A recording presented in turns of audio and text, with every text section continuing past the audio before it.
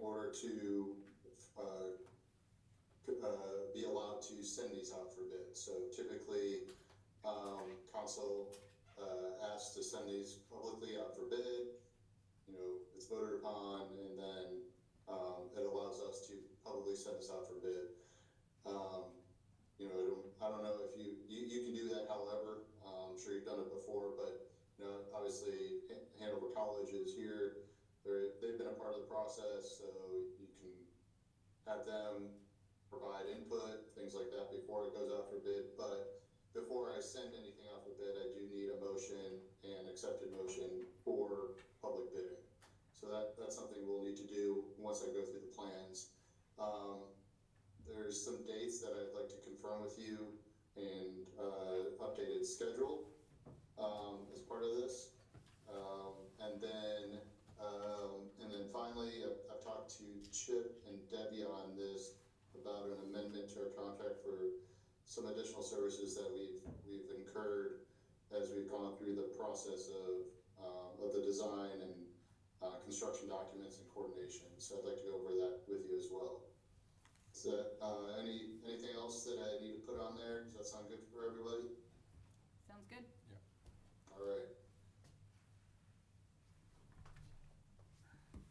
So here we have our construction plans. These are things that really shouldn't be anything new to you. So I'm not going to spend a whole lot of detail because you've seen a lot of this. This is just the official set that we will be eventually putting a final date on, but it is the final set that goes over the streetscape from Kuntz to Highway 56 and then down Madison.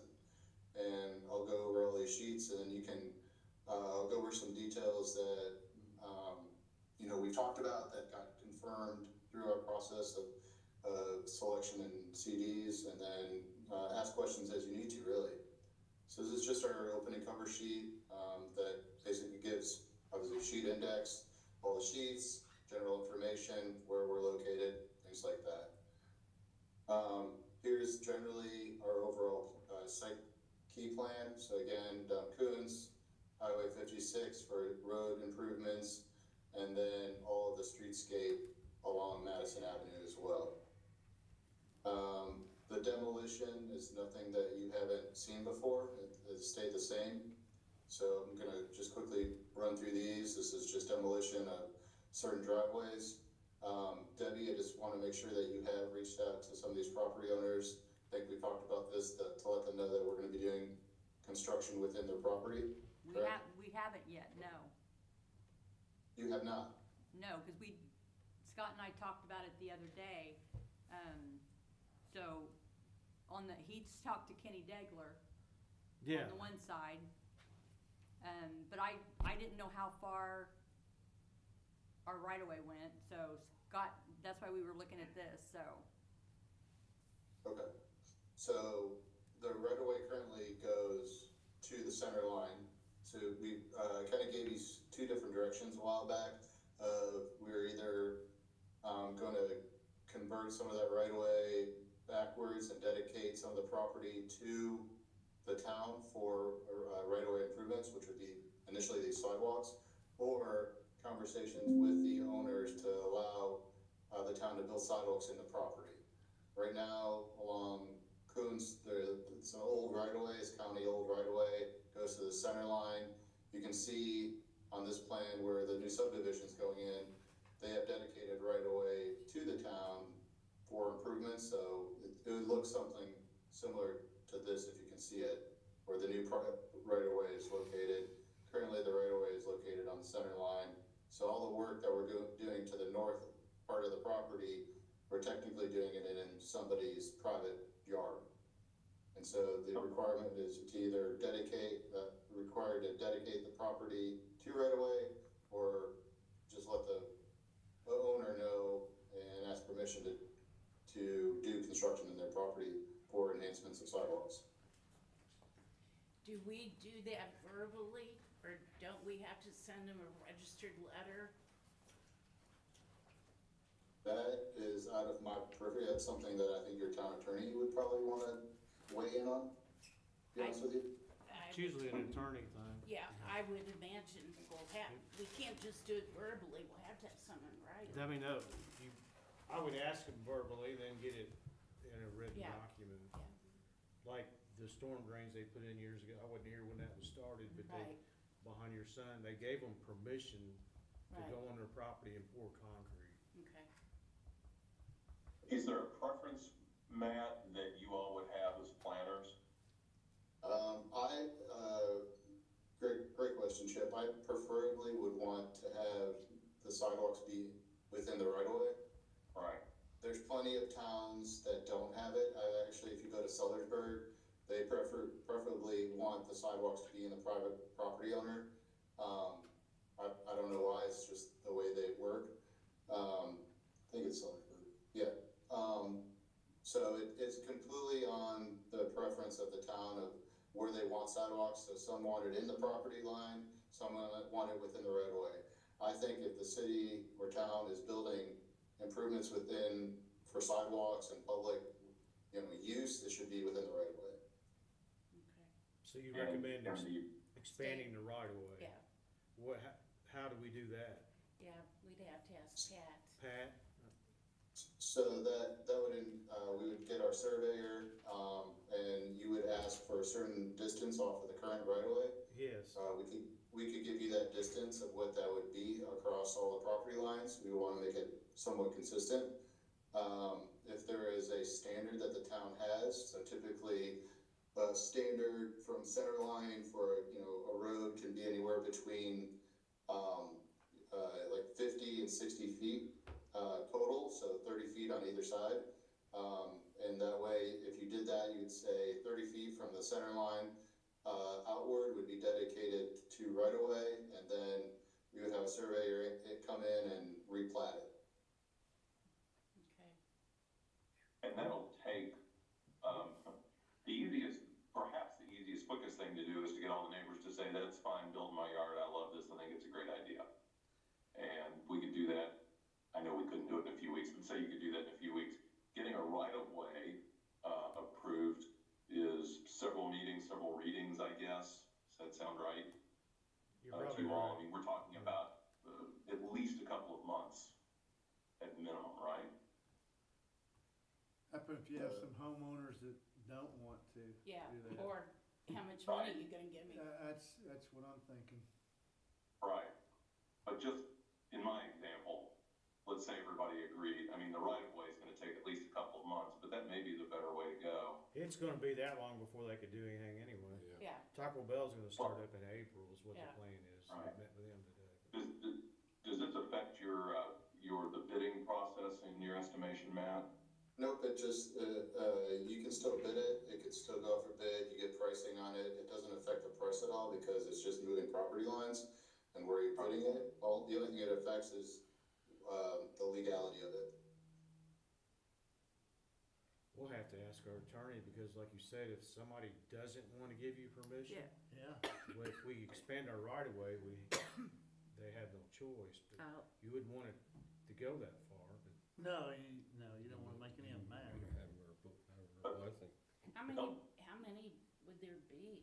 There's Dagler and the other one right there on. are we still Dover. talking about coming up to? I guess. So there's 1, 2, Is there three, yeah. 3, 4, 5, 6, Spell Pat at one of them? 7 properties that you'd be asking. Yeah. His Pat property? Pettit, Mid-City. and Dover. that's starting with the overhead door, right? That's, here's the overhead door, right here. 5, 6. Yeah, that would be 7. It's Yeah. Danny Kellums and the lady next to him is on the south side. Danny Right. doesn't care. And I've already talked to Duke today about the way the guide wires come down. Right, They can actually, they have a bracket system that is made for a sidewalk to go between the guidelines and the pole. yeah, They'll change the angle of it. right, I wondered about that. He just said let him know. mm-hmm, So yeah, that is 7. 2 on the south Right. side and 5 on the this. other, yeah. house on the corner and Kenny Dagler garage So door. like an overhead, like where that parking lot is, do we cut out the parking lot and put, Well, they had a design for that. Yeah. I guess That's it's right. still there, the overhead door, you was gonna do some, Yeah, I was gonna get into that, Yep. I can show, but, there is a design to minimize basically the curb cut there.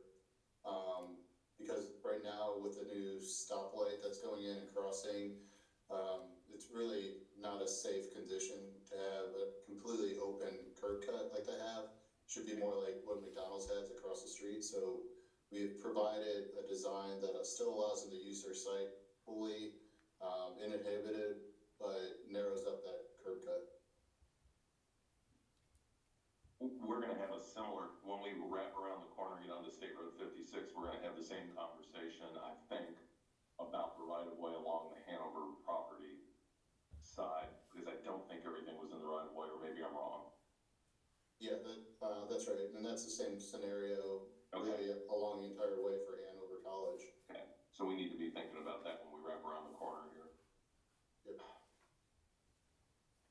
So that, since it's a private school, but the college could say that it's acceptable for it to be built on the property. Yep. Well, we need to deal with it in pretty short order. Matt, you've been asking us about this for a couple of months, so we need to get on this as a group, I think, and figure out I didn't know they were. which way the town wants to go.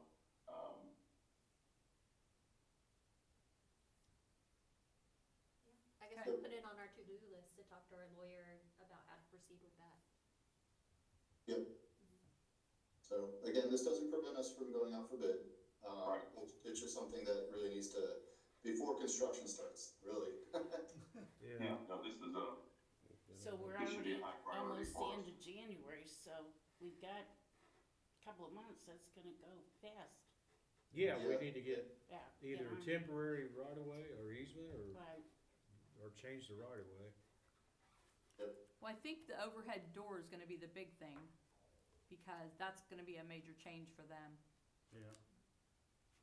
I do think having conversations before we send out lawyer letters is Oh, probably. a Well, I good think Well, you I need would- to, And I will I'll go personally talk to every one of them. I mean, I think we need to have or Scott needs to have a meeting with him, and maybe Matt or somebody can kind of set in to where you can kind of explain to them what's going on. Sure. Well, Sure. most of these are pretty simple, a lot of them we're actually improving the driveways in all Right. circumstances. Where we're putting in sidewalk, we're removing gravel and putting in concrete, so they're gonna have a nice new concrete apron. So hopefully they'll like it, on top of having sidewalk to go to. Now, how far, I don't have it in front of me, how far off the side of the road will the sidewalk be, like, on the north side? How far from the edge of pavement? Yeah, at the current edge of pavement, how far, so I can tell these people when I go talk to them. Yeah. It's, let me get to that. I don't have that paper with me. So, do you have that, Curtis, by any chance? I'm pulling it up, hold on a second. Of the exact distance? It obviously varies because we're going around utilities and things like that in some circumstances. Yeah. Probably 10 feet off of the current, edge of pavement, it looks like, around.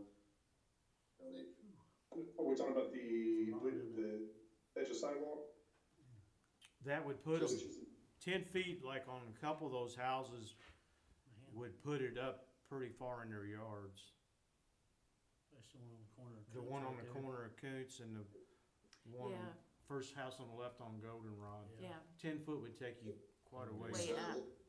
This one's 7 feet and then total of 12 feet to the backside of it. Okay. Yeah, I'm getting That's- 15, there's 15 on a couple, just depends on where you're at. The closer you get to, 56, it gets a little closer to the road. Okay, because that's what I just want to be able to tell these people when I go ask them, How wide is the sidewalk itself? 5 feet? Yes, Yes, let me double check that, but that yes. is, it's 5 feet. Right? Yes, yeah, 5 Okay. right here. In this circumstance, actually, looks like there's right away here. So there's a new subdivision at the, Goldener, or what is it? Goldenrod. Goldenrod. Lane. Yeah. So this, you don't need to dedicate right away here, you're already in the right of way. Oh, good. Yep. Oh, So really? everything on that side of Goldenrod, we're good? Here, and then when you get to whoever this is, William and Donna Sue Pettit, Yeah. Oh, yeah. that is back in their property. Yeah. So, and then,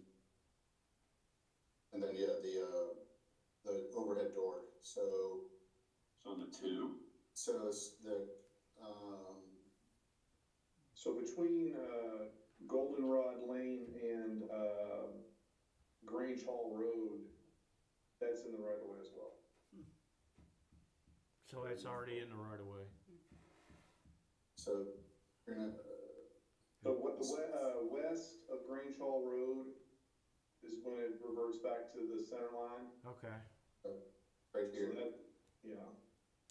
So basically, this person, the Perry, I'm not sure who owns this one. We have that, it's just, the label must be further up here. And then ALH Farms.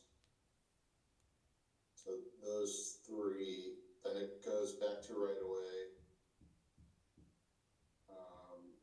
This property, and this property, then Pettit, and then the overhead door. So 1, 2, 3, 4, 5 total property owners you're affecting. just so I can write them down again, so it's Overhead and Pettit, and who are the other three? This Degler. is William, Degler. Michael and Cole and Hannah Perry, Hold on P-E-R, there. Okay, and that's then, number 3. So the one that's off the page is John Eckert. Got it. And then last but not least, ALH Farms. Farms, yep. Thank you. So Scott, I guess those are your 5 targets. I guess I'm not, But I don't before you even go know. talk to anybody, we need to meet with Pat. So are we still gonna be on the side of the road where Danny Kellums is? No. No, No, the other we changed side. that. So we're That's going what we straight thought. down the other side. Oh, okay. But I didn't know before that. you talk to anybody, let's talk to Pat. Yeah, I mean, so we're gonna go ahead and go Yeah. across the road there Yeah. and and I'll set come that down. up Okay. very soon. Yeah, you got Mike Dean but you get to Goldenrod, Yeah, everybody that lives in Goldenrod, we don't have to get a permission. except, well, Kenny Degler, didn't you just say? No, he wasn't mentioned. First house on the right in Goldenrod, Yeah, but he said that had the, Kenny didn't care, he said Yeah, said it was all right. So, Yeah, you're, What about this the- is, the this house. is Kenny, this is in the right of way. so when, Kenny's is, okay, so when you start at the overhead door, they're not in our right of way. And then Pettit's are not in our right of way. But then after No, that, 3 houses on, Degler. Degler and the one across are in our right of and way. then the one on the corner, Okay, so from, but then the Dean's isn't. Mike Dean okay, Then the Brother's old place. yeah, Yeah, but okay. those names weren't mentioned. Yeah, the farm, The he farm, mentioned. the Oh, farm. yeah. Why don't we do this, cause it sounds confusing, Matt, It's very can you guys, you and Curtis, could you mark something up so that everybody has a roadmap on what we need to do and there's no confusion? Absolutely. And then That would be helpful, we thank can you. show our Yeah. attorney. Curtis, Yeah. Curtis, you just make sure you get a list of any comments. Yep. Yeah, you'll need that for the attorney. But before Did you you- talk to anybody, I think we need to talk to Yeah, I won't Pat. say anything Yeah. to anybody till you talk to Yeah. Pat. You know, Don't you? yeah, Dave? I agree.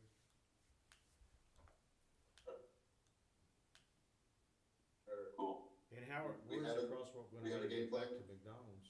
I think so, Um, it's just, we just need to have let's have it in writing so there's absolutely no confusion and this gets addressed. Yep, That would be great. we'll do an exhibit with the names next to it. Yeah, how will they get back to? So when they come across State Road 56, 62, there'll be a crosswalk then that brings them over to McDonald's. Right Really? there. By the Do you want time- me to go through the design, or do you want me to Yes, if continue you, with the if you demo would, plans? well, because they're kinda confused over here, that's, the question they're Sure. asking me right now. Cause that's not what we had talked Because about. we took out the crosswalk down there by the subdivision, right? The corner. That's right. We took out we the still stop have- sign, We stopped at the stop sign, we kept the crosswalk. yeah. Yeah. So here's the current scenario for the new design. So here's 56 as you're going, this is the overhead door over here, McDonald's over here. There is going to be a crosswalk coming over, and then the sidewalk and another crosswalk coming over with basically a concrete landing.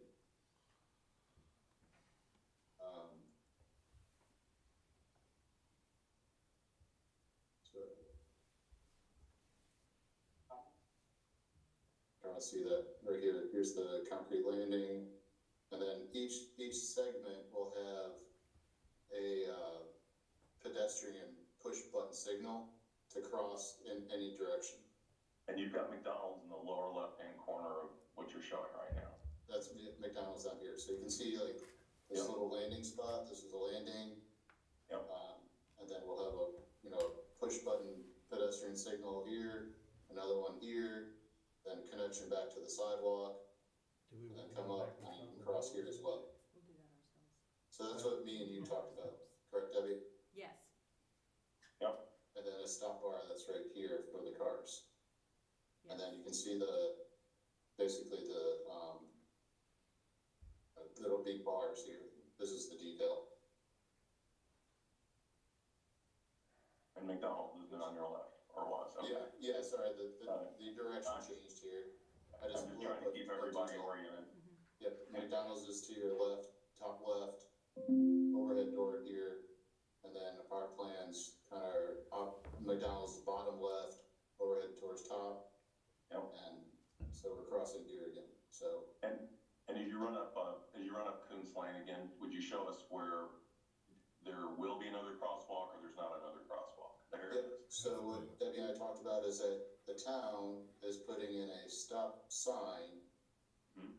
at, I think, maybe this, Yeah. where is that location? On On Grange Hall, yeah. Is it on Goldenrod? No, one down to Grange Hall. There you Grange go. Hall and Coons. Grange Hall and So- Koontz. I think it's beyond your That's right here. crosswalk. It's, You're gonna go, It's right. you're gonna go Oh, there it is. past Goldenrod. Yep, that's gonna be Sure. that's gonna be a three-way stop there. Yep, and so this is gonna be a new stop, but that's being done by the town. Yes. Mhm. And we are, And then, yeah, go ahead. we already voted on it at the last meeting, so. Oh, okay. So that'll be there, and then, we are just putting a pedestrian walk. So this is officially just like a way to get from the existing sidewalks that are in place to, across the street safely. These are your typical stop, locators for cars with signs showing that, you should stop here, and then the official, crossing for pedestrians here. There is no stop sign though. It's just DOT typical crosswalk for a pedestrian crossing. it's right at the crossing is that, and then the one that's further away is a yield sign. To pedestrians. Mm-hmm. The reason we did not take that out is because it was gonna cost a lot of money to take it out. So it was better just to leave it there because that was in the original plan. It was gonna cost $30,000 or $40,000 to remove it, so we left it. So you're gonna have that three-way stop at the corner of Grange Hall Road and Coons. So they're coming out the sidewalk there, they're gonna cross there, they have no sidewalk to walk up to Taco Bell or to McDonald's, is that right? Right. So Okay. that's why we talked, when we all went over, we talked about the town possibly putting our own sidewalk in there. We'll have to. With Yeah, the Taco crosswalk. Bell. Yeah, Yeah. cause Yeah. that'd be bad. Cause I just met with that guy, I thought it would, Yeah, yeah. yeah. But for them to change it, it was gonna cost too much Right. money, Might pay so for all of that. that's why we Right. looked at there by Goldenrod, you know, that's why we're slowing people down at the three-way Right. stop. So if we have like a crosswalk there by the church, to where they can just cross over there, but we were gonna do that, and maybe we talked about putting a flashing sign up there and something I like like the that, flashing signs yeah. we put up at the school. My concern is there's nowhere to walk except on that busy road. Right, So we'll have to, Yeah. town will have to do something. We'll make it match up to their parking lot. yeah, and layout. he did Yeah. talk to Josh Licklider, cause one of the concerns that we had when we were all over there at those two houses on the Taco Bell side was the guidelines coming down. Right. They would have to walk underneath it, you can't put a sidewalk, but Josh Licklider said that there But was. we're not coming up that side now. But we will, the town will. But to get the to town Taco will. Bell, The town yeah. will, Oh, the town okay, will yeah. eventually okay. attach to Okay, I get it, Agreements. okay, what Yeah. CDAMs did, we'll attach to them and come up, okay. Yeah, that makes sense. yes. Yeah. And we'll have it on both sides, which Yeah. Well, if, we'll have to, cause you If can't more- just let them, right, if more Cross and walk subdivisions on are the gonna be road. going in that area, you know, hopefully in the future, then we'll have it on So both you know, we sides. made the subdivision, put the sidewalks in, right? Right. Yes, So when Taco Bell, can we do that with Taco Bell? well, and I think we need to talk to Taco Bell and see what kind of help they can give us, Right. so, they're, Yeah. it's totally different. yeah, Subdivision guidelines required businesses don't. yeah, so, okay, sorry. Okay, and Matt, another question, as you go, would you go back to the crosswalk over to the new subdivision, please? Okay, right there, thank you. Now, that's on the other side, as you're facing it right now, on the left side of Garrison Street. Garrison is the entrance to Three Bends. Right. Aren't there sidewalks right now, as I come out of Garrison Street and turn right, they've already completed the sidewalks to a certain place, Yep. correct? So we're connecting two up right here, so these, if Right. you can see this light line Yep. right there. But there Those are are existing. sidewalks to the right as well. Yep, so they go all the way to here and then they stop. How come we're not crossing Kuntz at that point? Why are we doubling down on sidewalks through that little stretch right there? This seemed like because it's at a street intersection. So rather than crossing at a asphalt driveway, it's more proper to connect to a street intersection where Garrison Street comes out. Okay? So we've got some doubling right through there for everybody. It's just, it's not necessary, but it's appropriate, it sounds like. It's the most appropriate place to cross the street. Chip, I talked to Matt about that, and like I just said, it was gonna cost another 30 or 40,000 to change everything. And I didn't think we Okay. wanted to do that.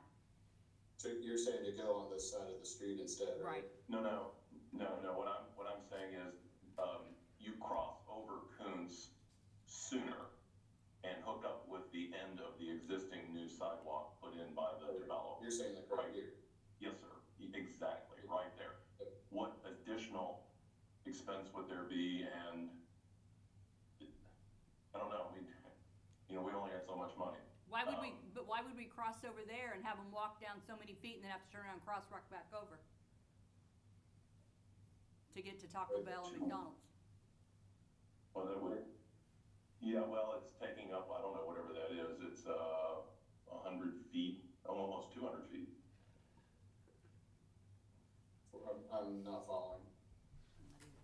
There just appears to be 200 feet of sidewalk it's a duplication. We've got sidewalk, When you say sidewalk. duplication, you mean on both sides of the I street? see what, Yes. yeah, I see what you're That's- saying. That's good, though. You want Yeah, sidewalks on yeah, both sides of the yeah. street. We talked Oh, I about want that. sidewalks on both sides of the street everywhere, I just don't have the checkbook for it. Yeah. That's the issue. So, let me rewind. We didn't put, so our original plan was to put sidewalks on this side.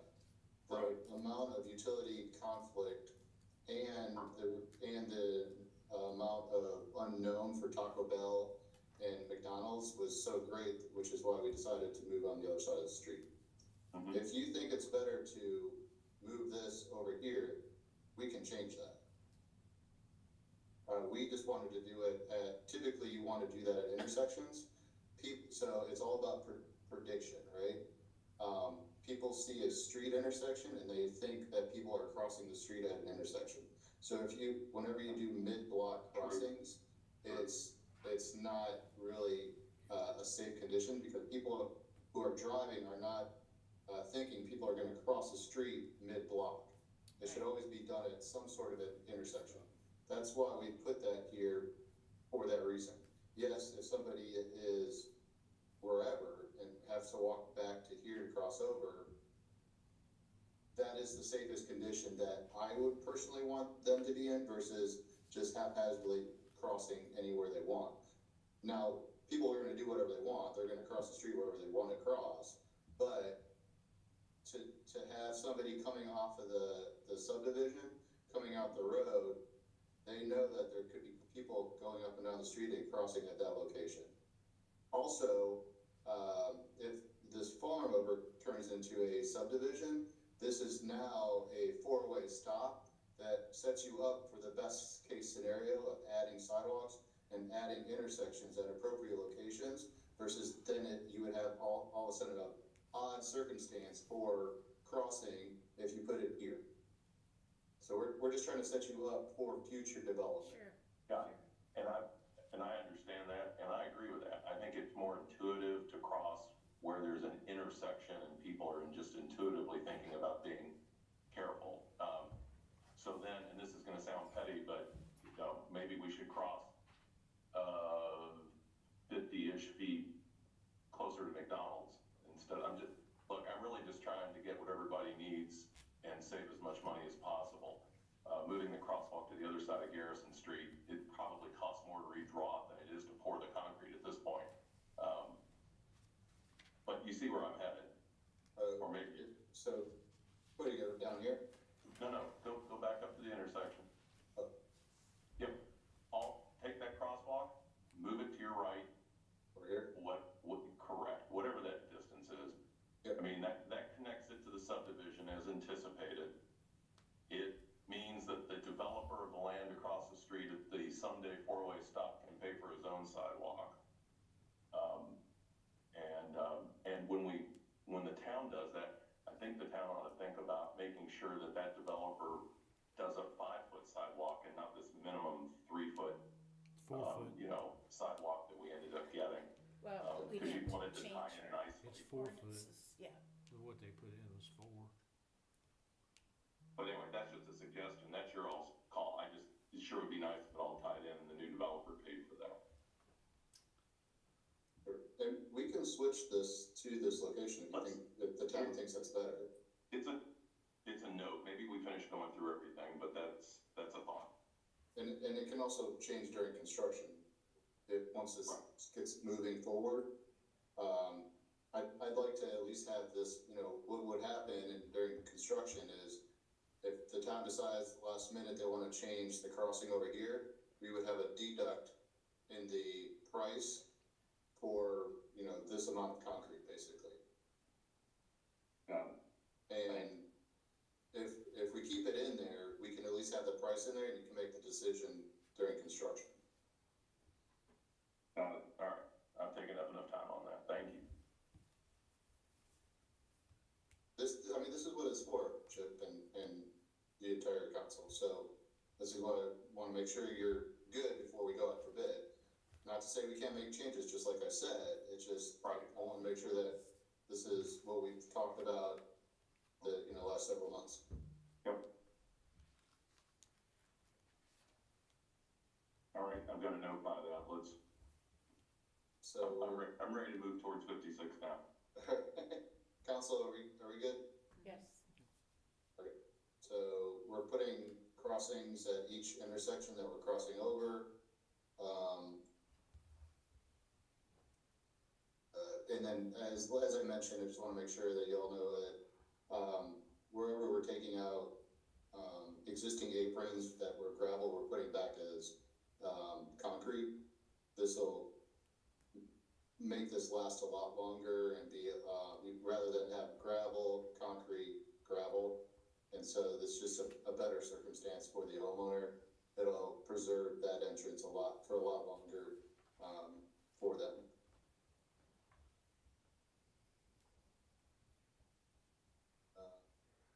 Same sidewalks continue.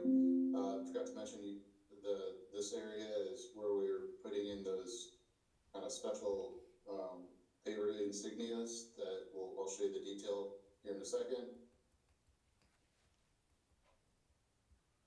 And then we get to 56. And so the plans for 56 really haven't changed. So mentioned that we are, here's the new entrance for the garage door. So here's the property line.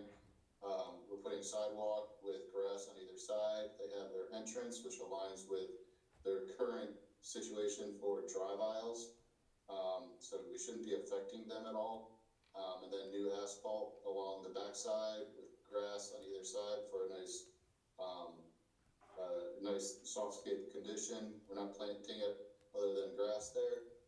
But again, we're narrowing up that entrance just to make sure that when people are coming out and people are driving in, it's a safe distance behind so that it doesn't provide a collision point. Before you could enter, exit all the way up to here. As people are whipping around the corner, that's a blind spot right there that would allow for a lot of possible collision points. We're not changing anything on the McDonald's side other than we're adding a concrete apron here, and then we're adding a pedestrian push button signalization so that pedestrians can push, get across the street safely, things like that. And that's going to go on either side of the street. This is typical of a concrete apron, and then from there there wasn't much room to get to anything over here. And we could provide more concrete here. We're going on again someone else's property, but the main point of that is there's parking along here, so you're getting concrete, and really ideally you're not sure where to go because of all the parking. So I think from our circumstance, it's at least we're getting them across the street safely on all directions, and then from here they can navigate how to get to the building. Not dissimilar to what they do today. Any questions on any of that?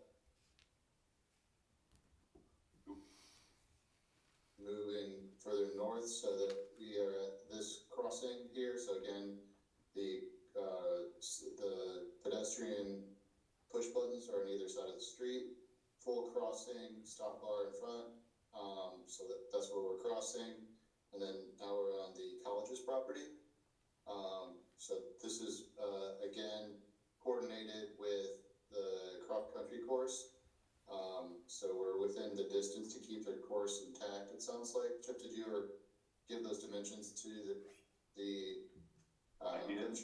I sent those dimensions to the AD and the cross-country coach a couple of weeks ago and have not heard back from them, but I started off with good news.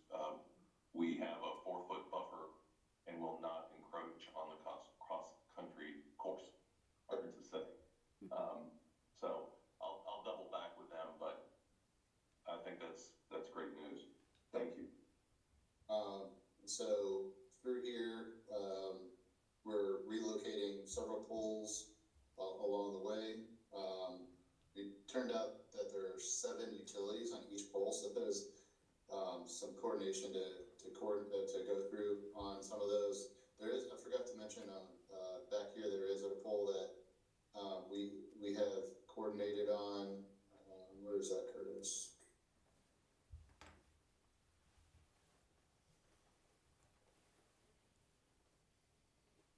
There's a little bump out of or no, that's not. No, I'm looking for the pole there. I think it's at this corner where there's a pole in the way and we have to relocate an existing electric pole as well.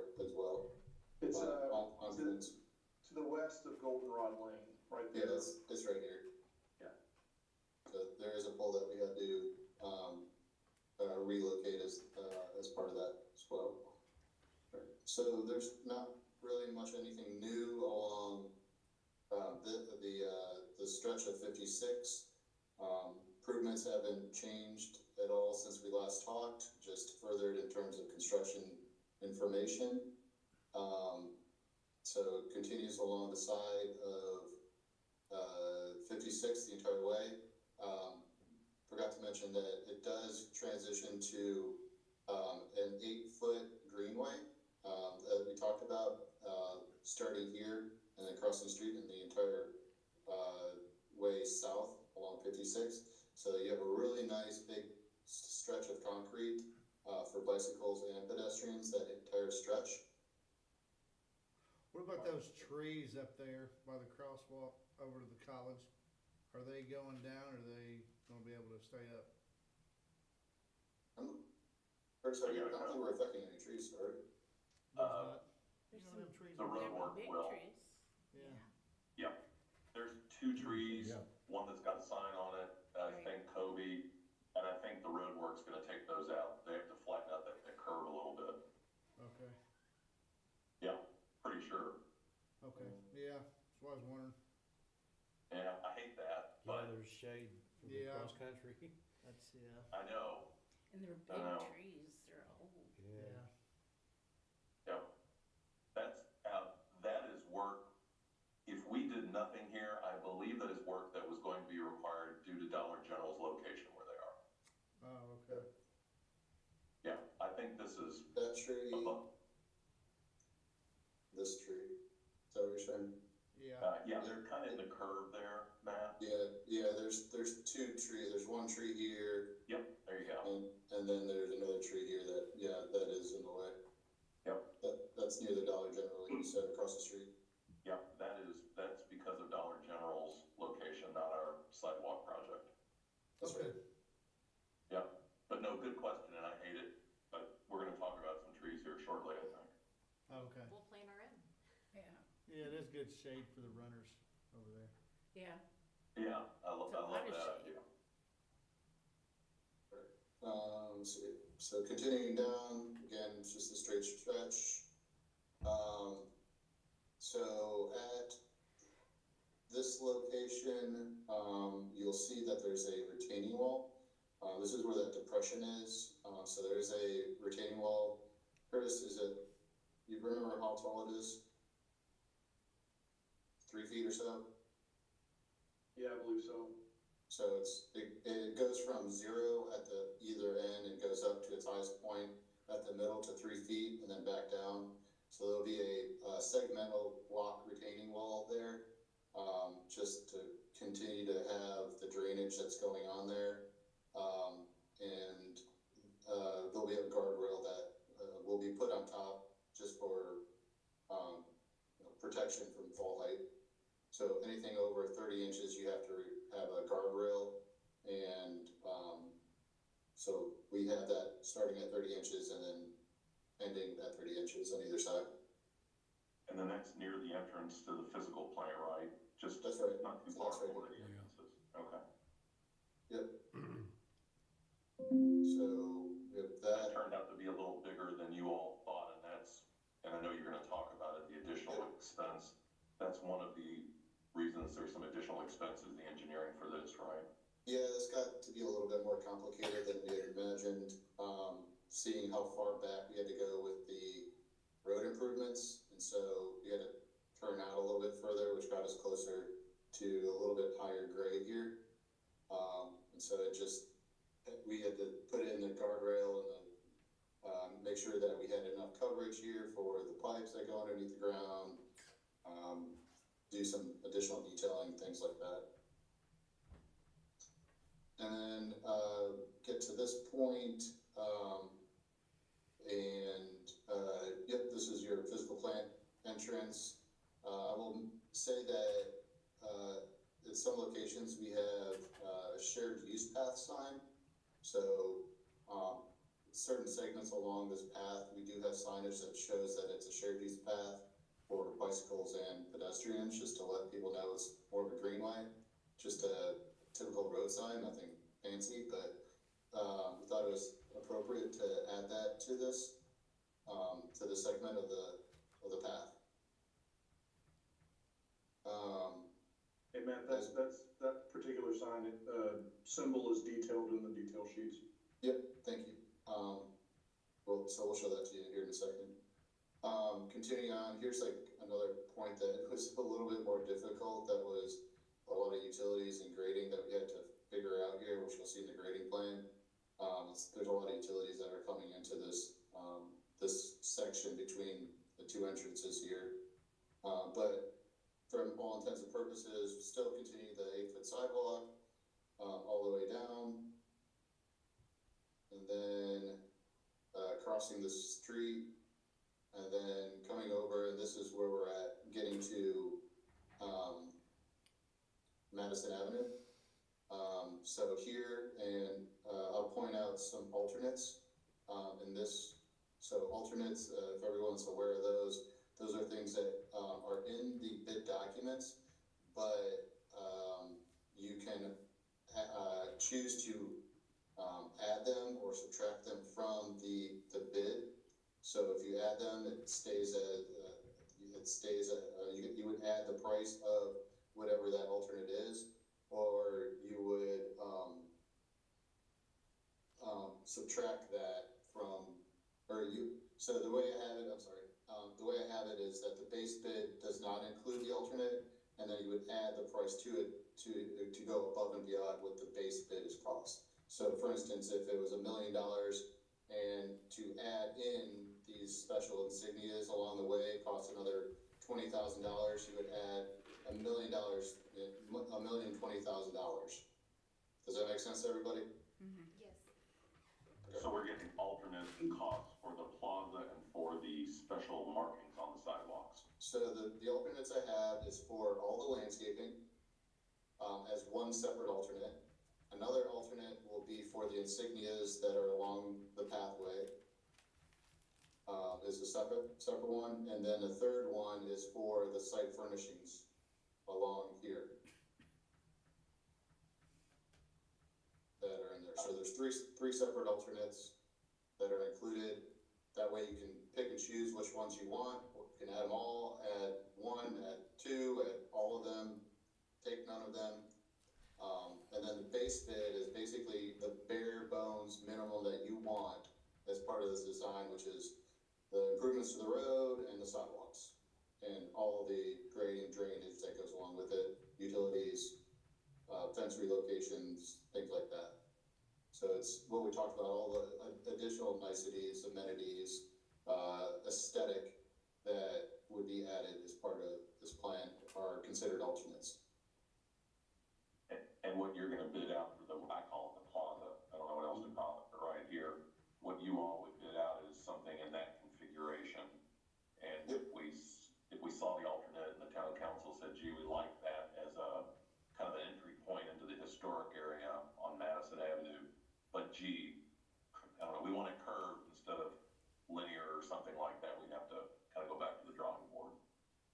Yeah, and I think we've kind of seen this for a while, so there would be some leeway, obviously, in terms of the layout. What this does, it just provides a nice transition. So you're going from this 8-foot sidewalk. This is where we considered like where students would come. So again, the parking lot's further back to the east over here. They could easily walk across the parking lot through the field, get to a new fence gate, and then come out here and say, hey, you guys want to go to McDonald's? I'll meet you at the, Madison, at the, collection point at Madison and, LaGrange or something like that. We do have just typical benches that people can sit here, along the way, and some, planting beds for trees, for shade, that would be in here, and a little bit of landscape that you'll see around it. And again, it's just a really nice transition, an opportunity to show that you're at Madison Avenue, you're entering the historic district, basically, right there. Great, thanks. Matt, do you want to explain, up to the north a little bit, that jog in the sidewalk? That's not how it's changed from what they previously saw. That was for the extra grading. Yeah, working around that ditch. Well, if you know about, you probably know more about that. Well, so right where Matt's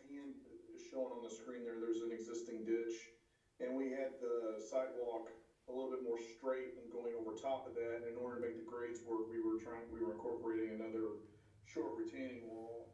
So to save the cost of the retaining wall, we've just adjusted the walk to work around that ditch so that the grading works out better. Good. Thanks for Thank you. Yeah. So that was some of the extra work that just original trying to maneuver through this to reduce. So at the end of the day, we might be spending a little bit more on us, but we're reducing the cost probably by 5 or 10 by not putting retaining walls in. Okay, so we got to this, and this is where we transition back to a 5-foot sidewalk. This is also where we're starting to relocate fencing along the way. And so we're adding the sidewalk and then continuing along. And really it's just a straight path with the fence just on the outer edge of the sidewalk. So your sidewalk's against the road, there's a small ditch line that's staying existing, and then we're putting the sidewalk and then relocating the fence line just beyond the sidewalk there. And generally speaking, approximately, what are we coming in, into the college property, or better put, how much further back does the fence need to move, give or take, through here? I was looking at that yesterday. The fence is running more, parallel to the road as opposed to what it was before, so it varies a little bit. I think at the south side, we're moving it in like 8 feet, but then when you get further north to where it kind of turns back to the original fence, it's more like 13 or 14 feet.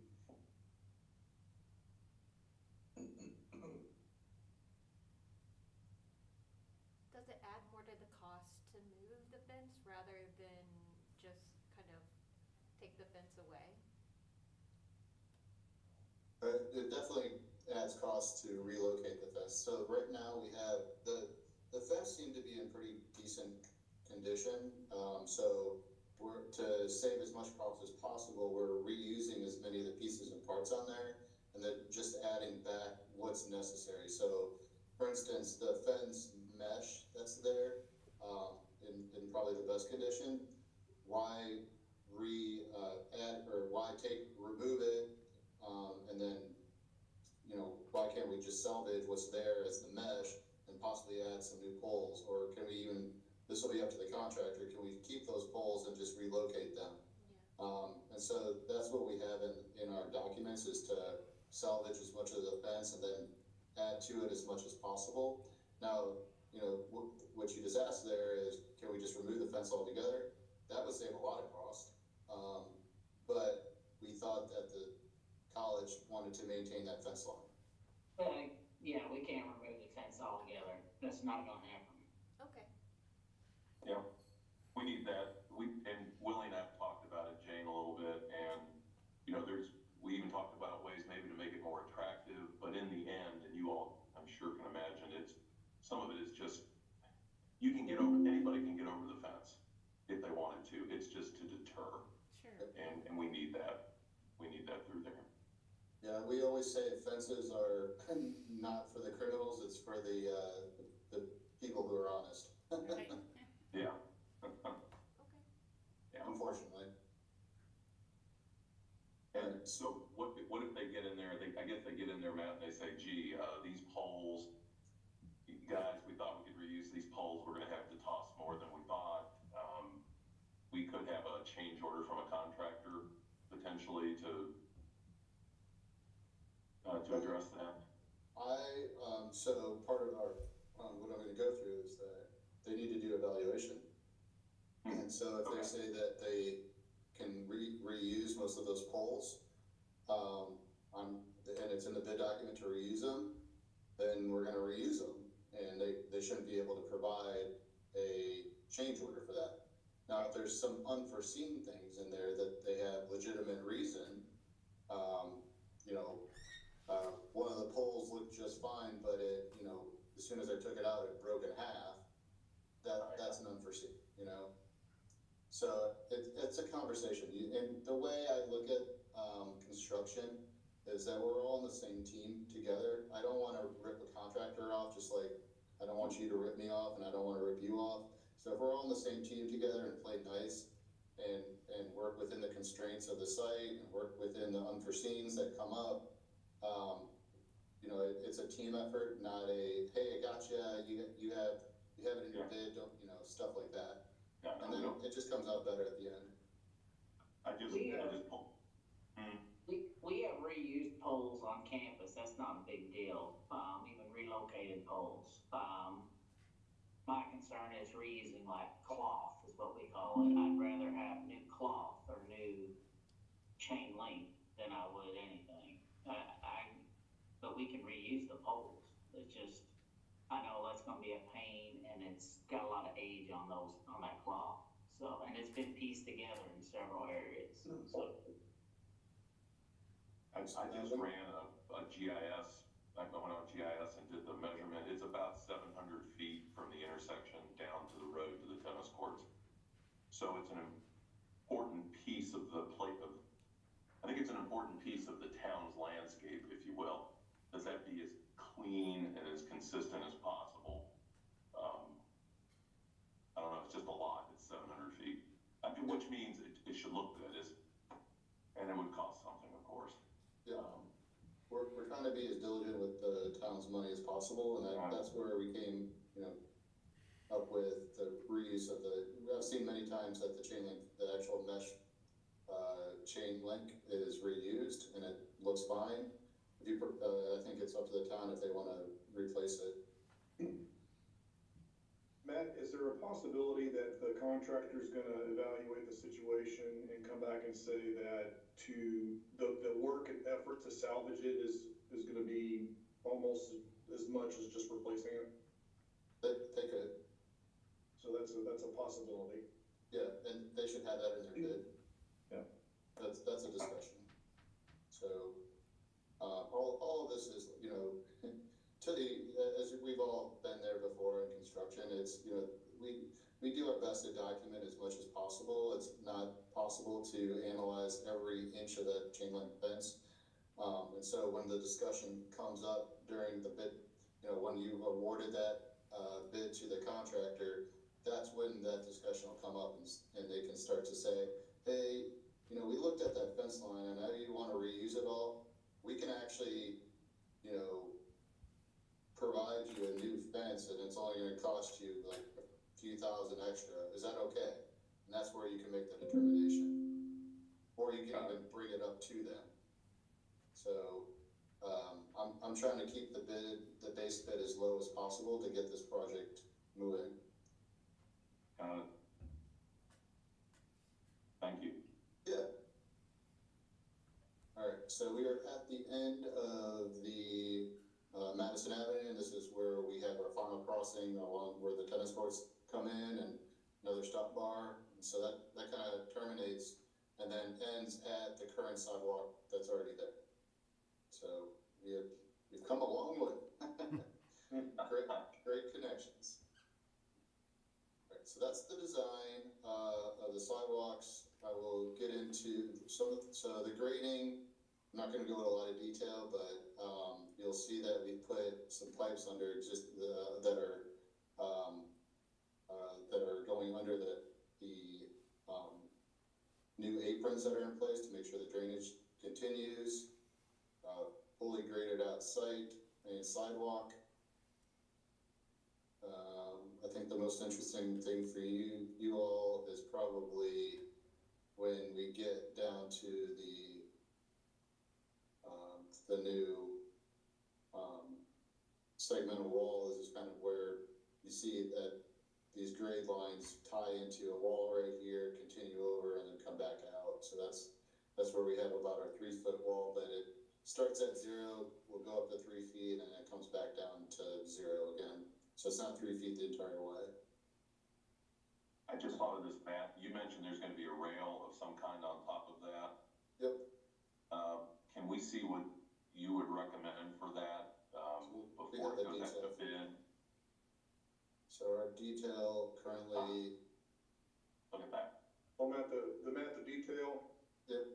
I talked to Matt Brazil about that, and since it's along 56, we, put it as, what's recommended for NDOT standards. Oh, is it, what is it? I'd have to ask him, he's the one who looked at it. Okay. Oh, well, we need to get that detail then. I can That forward would that. be great. I would think the town would want to see something as attractive as possible.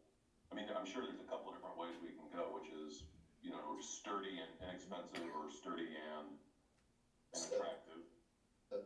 You all wouldn't recommend anything otherwise, I don't think, but Right. we would probably know. It's a vertical feature, and we're not doing much vertical features here. Right. So this is kind of what it would look like though. There'd be the retaining wall. So, and then the actual, you know, the guardrail right behind it. So it's not attached to the top of it. Yeah. While we're here, here's that insignia that gets put into,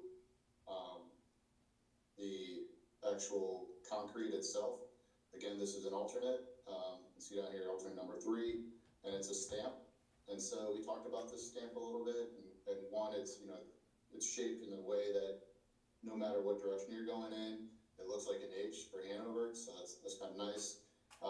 But it's just a very subtle looking stamp that'll go right into the concrete. It's not colored at all or anything. And the way it happens is, as the concrete's wet, they'll lay the stamp down, and then it'll have that mark, and that's still pretty easy to clean. It should stay pretty clean throughout the life, except for, you know, every once in a while you might want to go out and pressure wash it or something like that, or scrub it with a brush. For the most part, it should stay pretty resilient to weathering and things like that, though. Stamp's also highly reusable, so, you know, in future instances. Yep. Or in repairs, it can be used again. Yep, that's what we would be giving that stamp over to the town for reuse. So, these are just typical concrete, asphalt details, curb cuts, curbs, things like that. Hey Matt, that previous page had that detail of that sign, that pedestrian shared walkway sign. Oh, this one, yeah. Here's that shared pathway sign. Here's the yield, here's the pedestrian crossing sign that we talked about. At the subdivision, these are not typical, these are our designed pavement markings. Landscape, kind of skipped over that.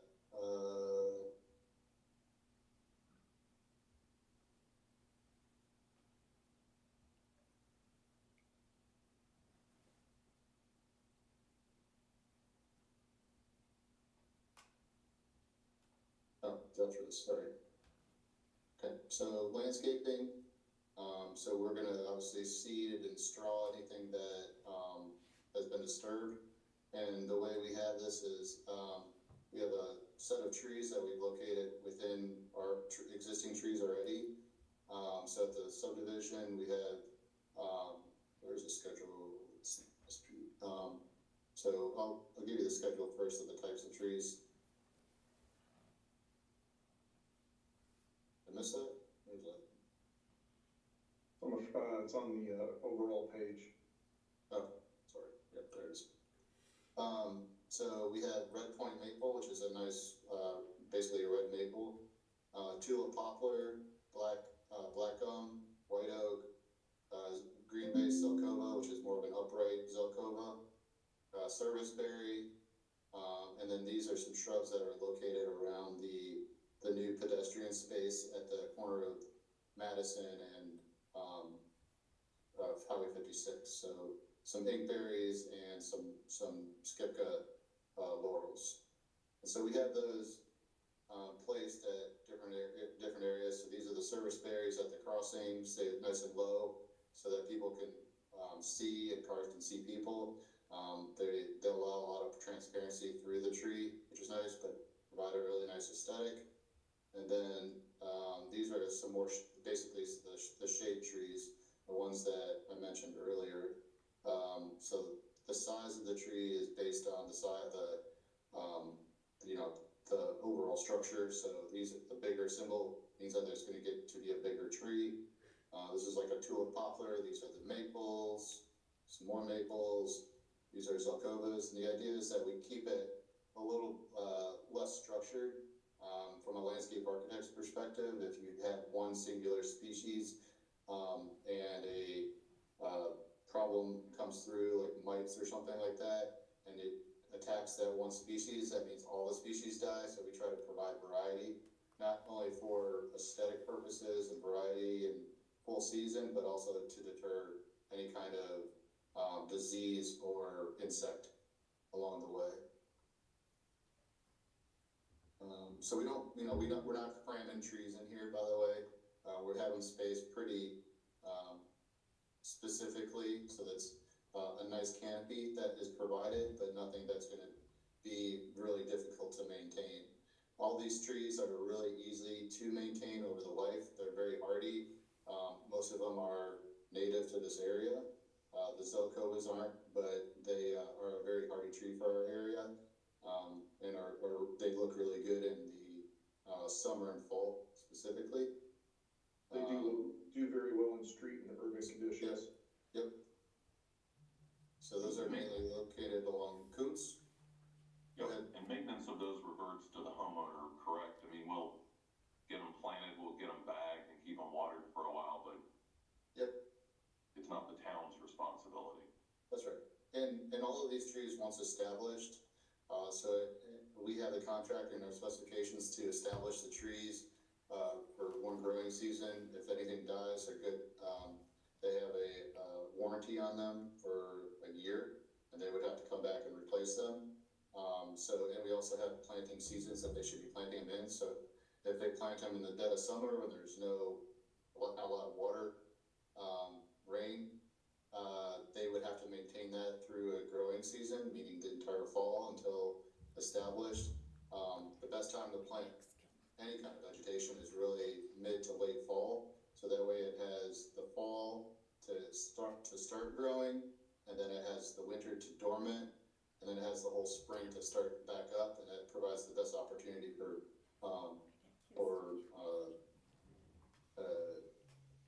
establishing. But they're not gonna water them unless we put that in the contract, and we're not likely to do that, I assume. It's already in the contract. The landscaper will water them. Yes, 100%. Yeah, Okay. that is in our biblical specifications that they provide maintenance for one growing, like not a full growing season, like I guess a growing season. So if they do it, they plant it in the fall, they need to maintain it for that fall.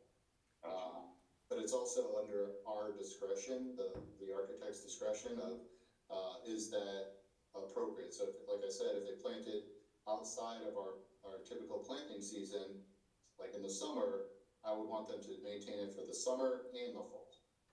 Okay. And that basically, it's, we'll have to verify that they survive before the contractor will be released, right? That's right. Yeah, what kind of warranty do we get on them? So it's a full year warranty on it. So Okay. from the time of substantial completion too. So it's not from the time that they plant, it's from the time I'd say this project is complete. Okay. If That's good. homeowners don't want the trees, like, Oh, do they have the option to say no? That's completely up to you. Okay. Cause I was also wondering if we plant the trees and then the homeowners cut them down, like. No, that wouldn't be good. I'm just wondering kind of what's the stat, is that a It could lawyer happen. question? I Yeah. don't know. Okay. That might be part of that conversation that we Yeah. have with them. Yes. Yep. And we'd wanna incent them to keep them, as long as they want them, and hopefully they do, we'd certainly wanna incent them to keep them watered even after the warranty Sure. is over. So, you know, I'm in favor of making sure that they have bags. If we need to buy some bags to put around the trees, that's a great idea. Yep. Okay. I would imagine Does that it would give Zocom- them more privacy if there was some like trees there between No, their they're houses not, and the yeah. sidewalks, so. Yeah.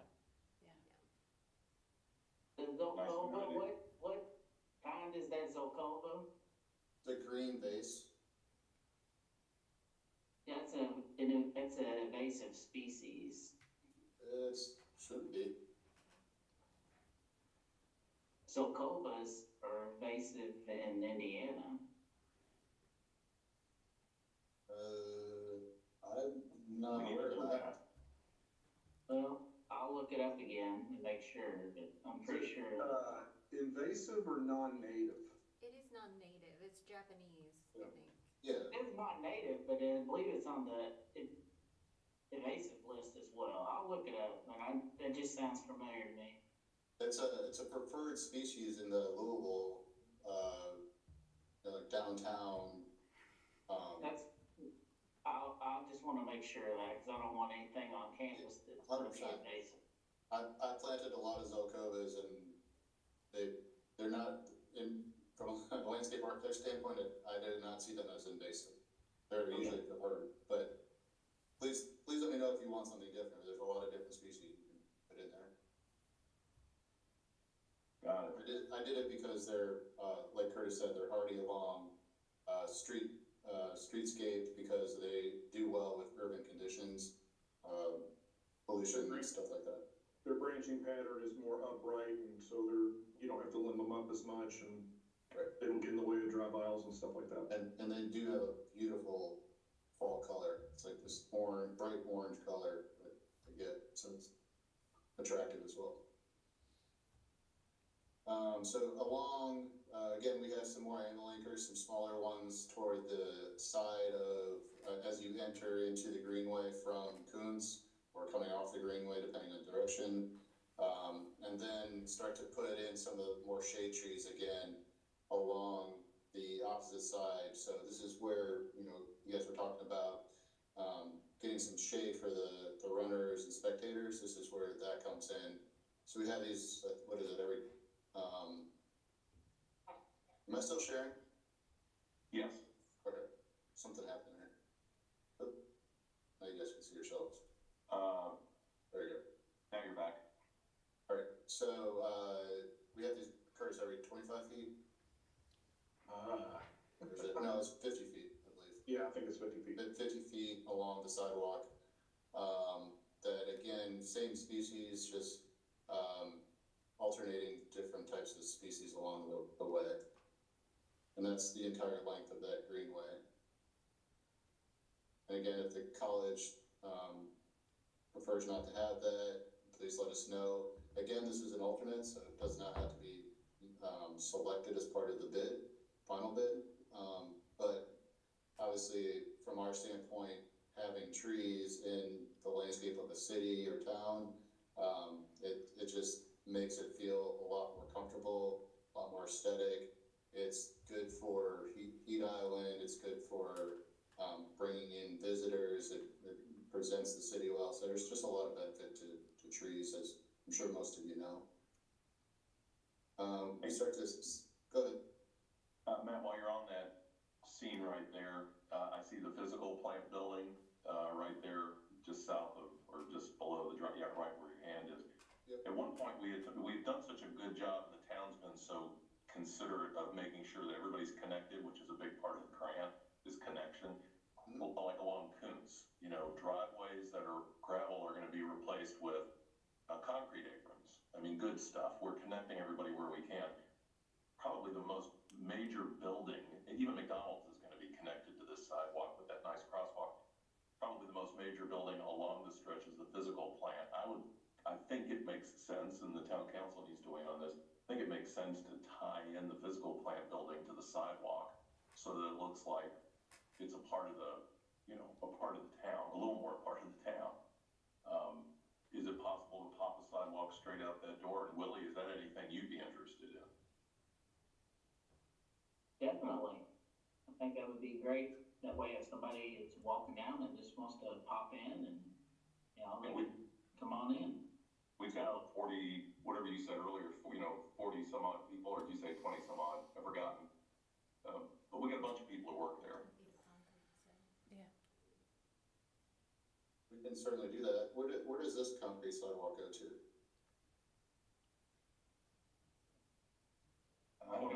That's attached to the parking lot. Say that again? It's attached to the parking lot, that, just to the center of that walk is the pavement for the parking lot. Yeah, that's Yeah, good. didn't go out. So you can certainly add that in there. It's not a difficult thing.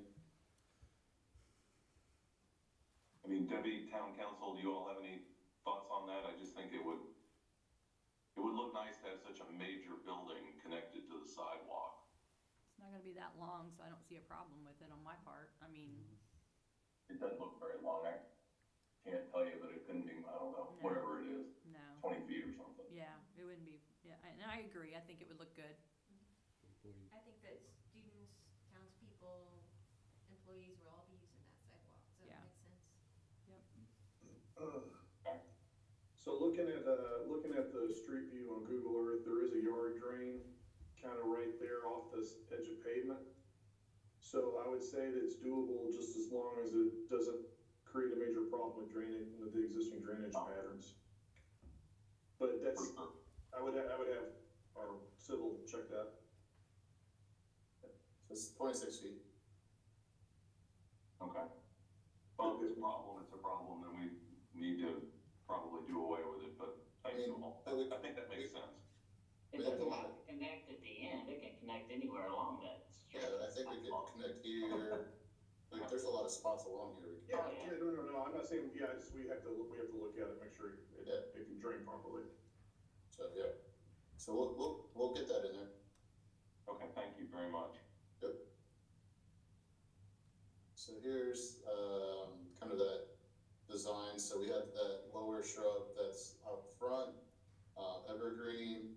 We have some trees at the service berries that are in the planting bed that are gonna help shade some of the seats that are here, the benches, and then some higher, these are the laurel in the back that kind of provide a nice backdrop to it all.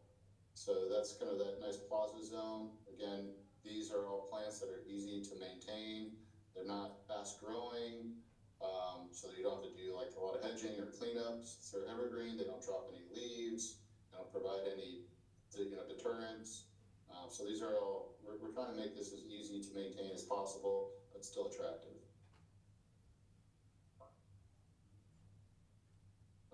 So we're continuing the landscape, and I think Curtis and Chip, you've been discussing about the trees here. We might have to remove those trees along the other side of the fence. Yeah, for the town council, Curtis had reached out to me, maybe it was last week, just to say, hey, we're gonna recommend some trees along the fence line on Madison Avenue. And so we talked a little bit about that. I talked to Willie about it. And we're kind of hesitant to close in. That's really like the only place when you're driving up 56 that you really see the campus. I mean, you see a building, a physical building, a stadium, and I think it's nice to still be able to see that, so that so that people know the college and the town, or that the college is there, because otherwise the college is hidden. And I'm just kind of hesitant to hide the college anymore. I don't know how you all feel about that. I mean, I love a tree, like that tree line along 56, that's the bomb. But I'm a little hesitant to do it down Madison until we get into the residential area, and then I think we ought to do as many trees as we can stand. But I don't know, does anybody have an opinion on that? I mean, they've got. Just to clarify, to piggyback on the back of that, there's not an option really to do it between the road and the sidewalk, because there's overhead utility, and then there's also telecom lines in the ground all through there. So there's just no place to put it. The only place it would really work is where we're showing it. They'd have to be on the practice field, in other words, which that in and of itself may be an issue, having trees on a practice field, but I'm thinking more about separating the college from the town, and I don't know I don't like that. There used to be a long line of trees there. Yeah. And as they, some of them blowed down, they just took them all out to open it up. So it would seem silly here now for us to close it up. Yeah, I think since it's, the stadium was redone and everything, it just really stands out. So I agree, I don't wanna put any trees there. And they were beautiful trees, they were Bradford pear. Yeah. remember. But they were weak and the wind would blow them and, Yeah. Those are invasive too. Yeah. yeah. No wonder they took Yeah. them out. Yeah, those are invasive. You don't wanna use those. Yeah. But Well, that- I think I it mean- looks good open. Yeah, I I agree. look over the stadium every time I turn down there. I think the only drawback is then there's no shade for people walking, but, Yeah, you're right. yeah. I don't know Yeah. if that outweighs the kind of keeping that area open and keeping the college connected to the town. Even though there's a fence. Yeah. Well, there's a lot of sports that go on over there, you know, I mean, football practices and they do the frisbee and Soccer. everything, and I feel trees would kinda hinder that. I love when people, I mean, we got 12,000 cars a day along that section of 56. I love that they can see the students out doing whatever the students are doing in that field. Because unless they're on the cross-country field, you just really don't see much of the students. Anyway, that's my thought. That's fine. We can easily take them out. We just, obviously as landscape architects, we're advocates of trees. So we'll put them anywhere we can get them. Me too. I know. But Me too.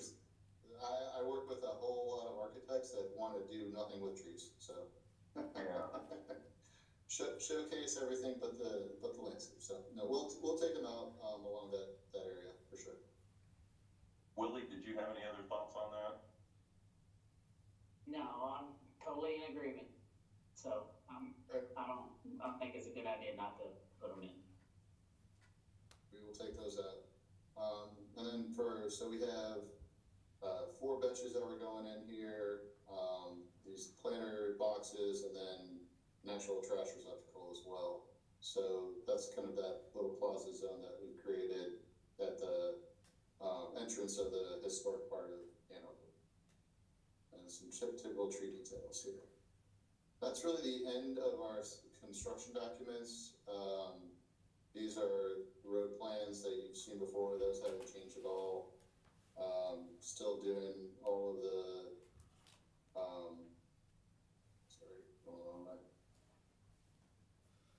the improvements to the road. Nothing's changed, really. These are not as fun drawings to look at, but there's questions on this. Here's really the main point of what we're trying to do here is the intersection. So those things. One update here is just adding that crosswalk across Coons. Yeah, that's been added though. That's this plan right here. Oh, yeah. So that has been added. Other than that, is there other questions? I have some questions for the town that I need to get some answers for and get some direction on. But from a design standpoint or construction standpoint, are there any specific questions? I was wondering with the alternates, we can see these, but there's a lot of fine print. Are there like indications of kind of like an itemized cost for each of the different, alternates for us to consider? Yeah, so the way, that we'll get these is, in the bid documents, when we get this back from the contractor, each item will be itemized, for the actual cost of that alternate. And Jane, I think that was you. Yes, Does that yeah. answer your question? It does, so it'll come with the bids. That's right, yes, it will come with the bid. So what happens is you'll have a base bid, which is the bare minimum of what you want to accomplish. So that's all the sidewalks, all the utility, all the infrastructure, the crossing, the road improvements, and all the grading and drainage. So that's your bare minimum of what you want to accomplish. The alternates, like I said, are above and beyond. And the way this is you'll get a price for all the actual, the base bid, so that'll be a number, and I'll have alternate 1, 2, and 3, and those will have numbers beside it for each alternate, so you can select. So you'll see, like I said, if this costs $1 million, and alternate 1 costs $20,000, alternate 2 costs $50,000, alternate 3 costs $10,000, you can add those as you want to. You do not have to do that on the day of the bid. That's for us to discuss off to the side, and you can award that to the contractor that's the lowest bid as you feel necessary and whatever you feel like is in the budget. I do have another question that, I don't know, as I'm learning more about things with all these processes, it's kind of a more general process question. Yep. Earlier in the month, I did a brownfields tour with some engineers around town, and they told me all these cautionary tales about moving dirt that's contaminated and things like that to locations, and how that can be a bad situation. So I'm just kind of like curious to know, when in the process did those kind of environmental evaluations and research happen, and who's doing them? So, we've done geotechnical borings already. That is part of our report, and there was nothing, contaminous in the earthwork that we're doing. Sidewalks, you typically, you're digging up 6 inches of earth, so you're not gonna uncover anything, but typical, topsoil. So that, you're not gonna really get into anything. If for whatever reason, something comes up, we do have contingency to deal with that. So in the bid documents, I have 10% of the total budget, estimated budget, so $150,000 in contingency for whatever items that do come up related to poor soil, to things that, like I said, unforeseen for fence infrastructure, for moving utilities that we didn't see or weren't there, things like that. So we do have cautionary items already in place in the bid that covers that. We are not dealing with a brownfield site, so that's very different. I've dealt with a lot of brownfield sites. You have to do a lot more investigative process when you're dealing with something like that. And so knowing that we're not in a brownfield, we're in just a street location. The history of this has always been the highway. The last several years has always been open field and part of the Hanover, either farmland or Hanover College. So there's nothing in here that says this was a brownfield. If there was, that would have happened previous in our investigative services. So one, to shore up all of that, we have contingency to cover things that are unforeseen within the soil that we can't see every inch of the soil on the way. Two, we're not dealing with a brownfield, so we've done geotechnical services for the street borings and have gotten thumbs up from INDOT saying that that's a proper section of roadway that you're putting back. So hopefully that answers and helps you feel a little bit more comfortable. Yeah, absolutely. Thank you. Yeah. Hey, Scott, was there anything else that you've seen that you think we need to bring up at this point? Nobody knows the town better. No, not at this time. I don't know. Something will pop up, I know, Yeah. but I just Well, I wanted to agree know. with these guys. I wouldn't put trees along the practice field just for that reason. But Got it, thank you. If there's other questions, you can always email me. yeah, Able to answer whatever you need. So I'd like to just go through a few things from the bidding process. We got delayed a week just because people got sick, so I'm glad people are healthy again. It's always lovely getting sick and then getting dumped on with snow, right? So bid dates. So the schedule, I will let people know that we kind of shored up all of our utility coordinations this week, and we had some discussions with Duke, who oversees all the power lines. And like I said, each power line has up to 7 individual other utilities located on them. And what happens in this is Duke comes first, and they kind of dictate the relocation of those poles that are along Highway 56. Right now, they said that the beginning that they're going to be able to start relocating those poles that are late spring, early summer, so around May, June. So that would be really the first time that this project starts to move forward. Now, that being said, the contractor could always do things along Coons Avenue and Madison in the the meantime, but they won't be able to do any of the road improvements, before those poles are moved. That's like the very first thing you're gonna need to do, that sets the course. So I just wanna make sure that everybody's aware of that. So I don't think that's anything different than, we estimated. I said about a 6 to 9 month, construction process. I still think we're in that. We're probably toward the 9 months if we start construction in early spring, just because we have to wait for utilities to catch up. It's a little bit out of our control, unfortunately. Duke's Duke, they have more power than sometimes the state. And so, that, I just wanted to make you aware of that. So we're looking to finishing up, toward the end of, this year for the street, which actually aligns better with the cross-country schedule, to be honest with you. Any questions on that? All right. So bid dates. Right now, we have a newspaper ad that we need to run. There's two, and I think some of you have gone through the bid process, so there's two ads that need to be run in the paper for public bidding. They have to be run at least a week apart, 7 days. And so right now I have that running, which would be opening bid day is on February 5th. So that's next week's Thursday.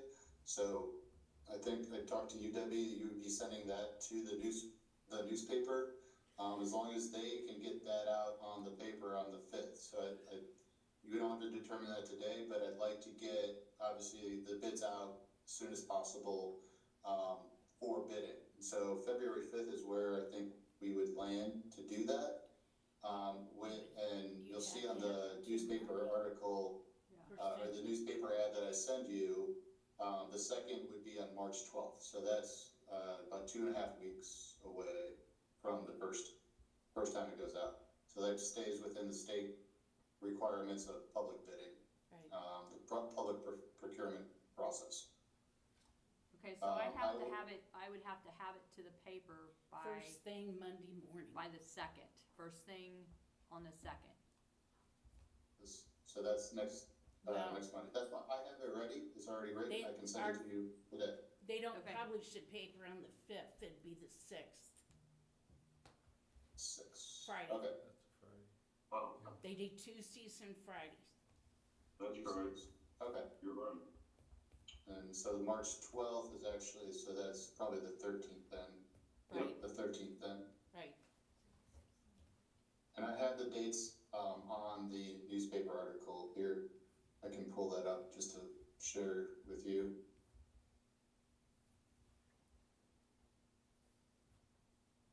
So this is what that'll look like. So I'll have this changed to 6.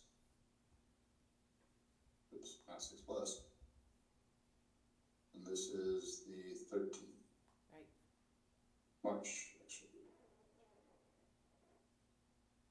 Pass that one up.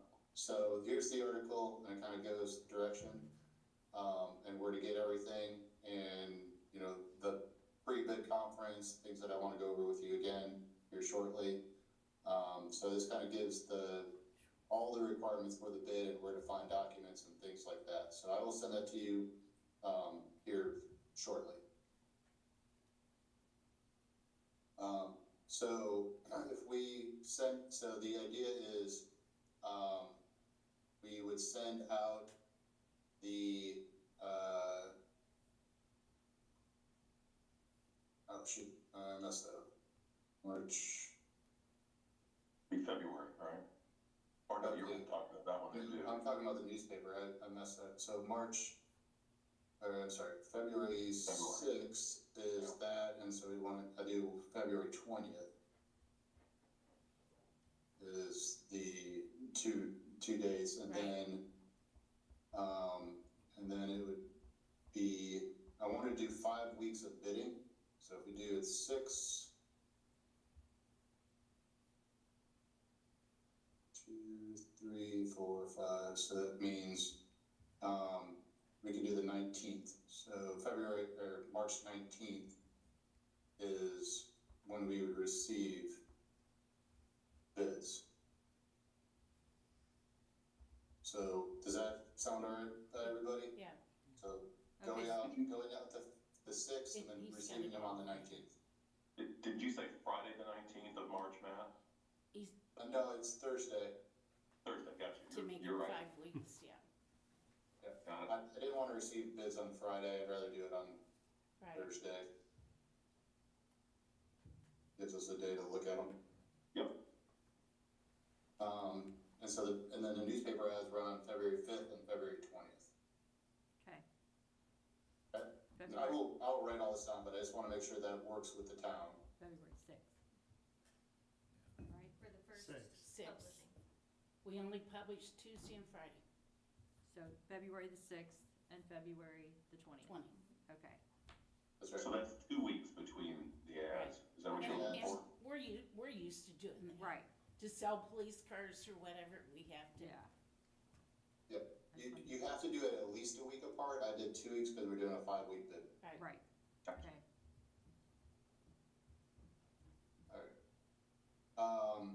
Okay, we have that, so that sounds good. So the, pre-bid date, so I have that, if okay by you, on February 19th, which is a Thursday.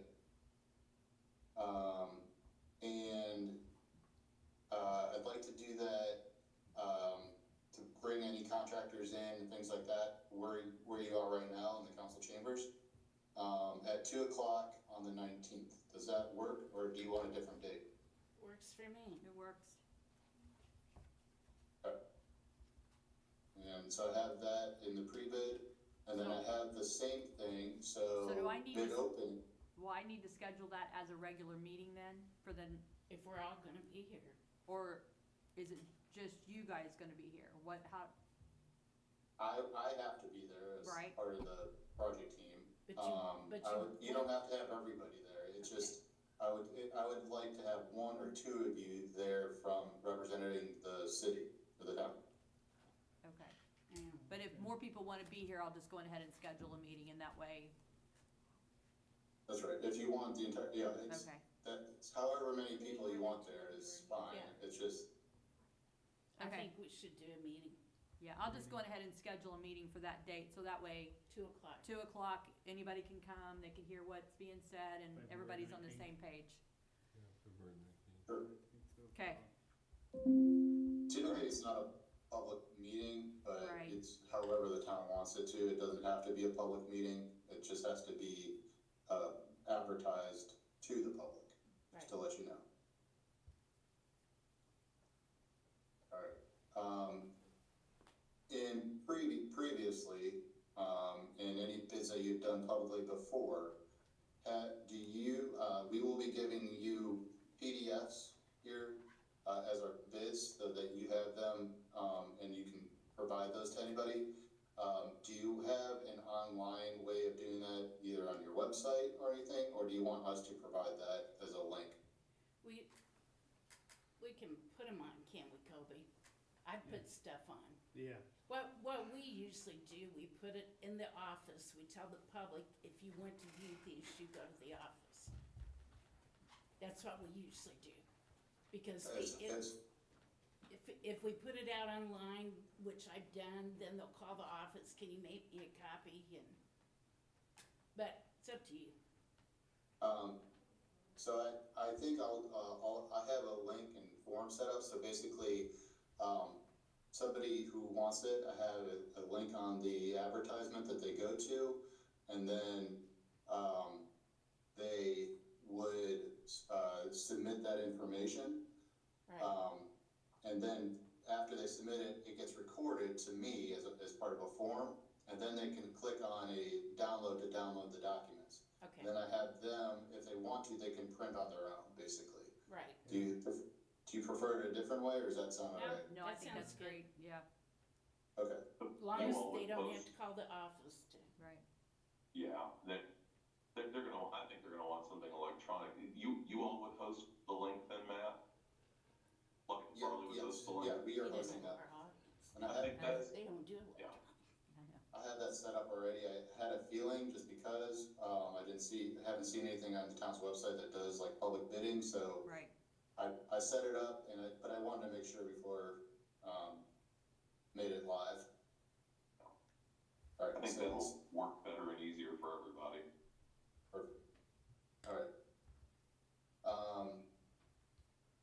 so I'll have that as part of the online submittal. Again, for purposes, I need to give you PDFs, so if they reach out to you, you have to be aware that there is public bidding going on, and that you have the documents if somebody comes directly to you, to get a PDF of some sort. Okay.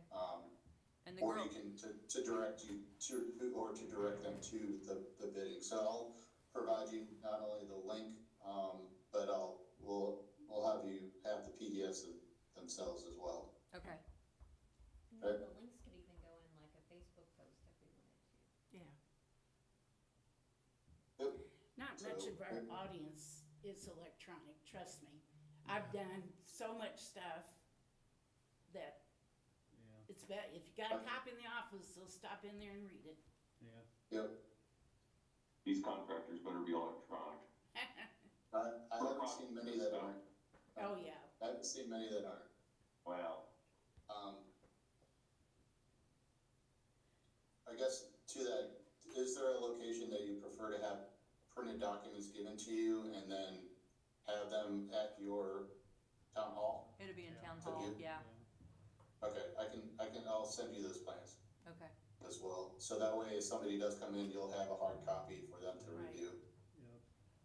Okay, and if I need to pick up something from your all's office and bring it to the town council or to the office, just let me know, I'll pick them up, Matt. that would actually be really helpful, Chip. Thank Yeah, you. let me just be a courier for you. Alright.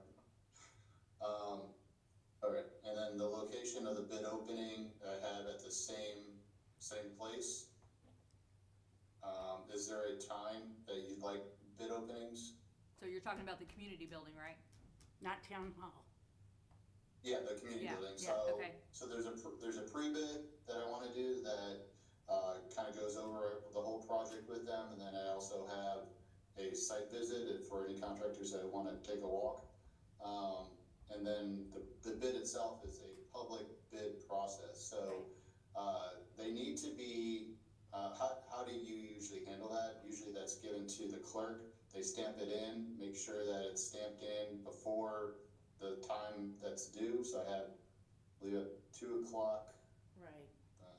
And we actually open ours during the meeting. Yeah, And we have our attorney here. right, Yep, so I guess you I need to need see to it know back that, in time. I have that on, the bid is received March 19th. What time do you want that to happen? And where? I guess there, right? so Yeah. they would turn it, yeah, it's gonna, so the March 19th meeting, I mean, we usually have our meetings at 5 or 6. I He would was probably saying do it during the day for the contractors. Yeah, but I've gotta figure out if the attorney can be here, so, Okay, let me get with Pat and see, we'll go on ahead and go for the 19th? Are you wanting like it's 2:00, 3:00? 2. it doesn't matter to me, I just recommend not doing it at 5:00, it usually has to be done during business hours. Okay, I've usually done it around like 1 or 2. okay, so March the 19th, let's go for 2:00 and hopefully Pat can be here. Okay, just let me know. Again, I'm gonna send all this information to you in an email, so everyone can review it and make sure they get their dates on calendars, and make sure you have the notice to the public for some of these public things. Alright, I think that covers everything.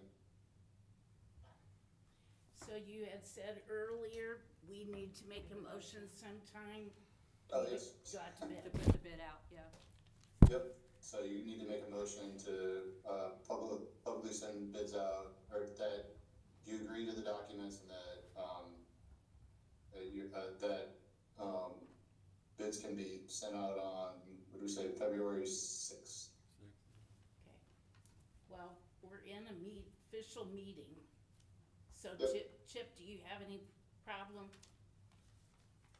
No, With I those dates? don't. Thank you for asking, by the way, no, I'm good. This Well, is exciting. I'll make that motion. And Kobe, if you need help writing it up, I'll help you. So the motion is to go Put out public bids out yeah. February 6th. February 6th in the paper, and then Right. February the 20th in the paper. I'll So second that. Any more discussion? All those in favor say aye. Aye.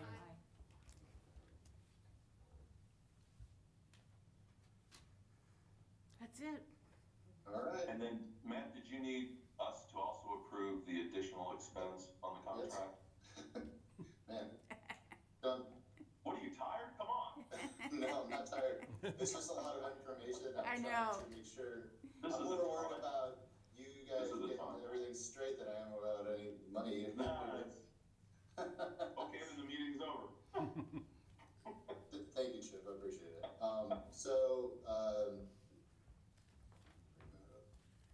So yeah, I talked to Debbie about this and Chip as well.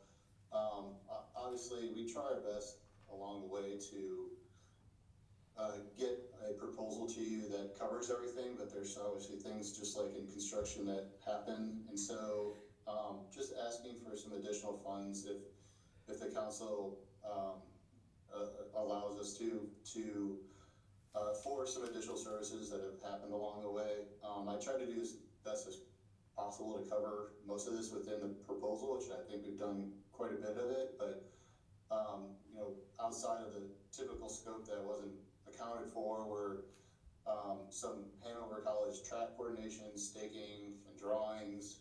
We did additional coordination with property owners for the new sidewalk routing, negotiations a lot with General Dollar along for the Highway 56 to help negotiate what we're doing, what that will look like, why they should be involved in the cost of that. Very Yep, the Coons Avenue coordination for a crossing, things like that, where to do that, what did that look like. Curtis did some drawings for the chief. And then, so just a lot of that coordination and additional drawings related to that. retaining wall too, I think.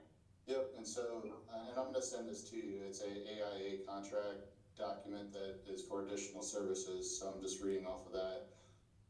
And then some additional design time that included grading and drainage along Highway 56 for the retaining wall that we didn't foresee, unfortunately. And then around the culverts that Curtis mentioned, negotiating around those, and some complex utility coordination with Duke along Coons and within the 56. So the total of additional services were $19,200. I would like to ask for that as additional services to be added to the contract if possible. And we're moving that money from where? Because I remember you had a spot. So if you did not spend if you decide not to spend the money for redevelopment, for redevelopment consultants, that was put into the original contract. We can move the money to be used for that into this. That was $20,000, so there'd still be $800 left in that, but that had $20,000 in there for those services. Okay. And what were those? Remind me, because I can't remember. It was what were for those services. What would they cover? It would cover for any kind of grant writing, finding ability to have grants now that we have drawings in place, things like that, and it was hiring the Wheatley group. I thought we talked about. Did you say that you wanted? I think Debbie said maybe to keep that in there. You said something about environmental. We wasn't gonna use the 20,000 for environmental or something, because I didn't wanna use the money for the grant thing. And you had looked at something else and you said we wasn't gonna use that 20,000, but we wasn't gonna touch the stuff for Wheatley. I remember either you, Debbie, or I think Debbie, you told me that. Yeah, because him and I talked about, there was two different places, and you said there was still money in for the Wheatley group. Yeah, we still have that in place currently. That has not moved.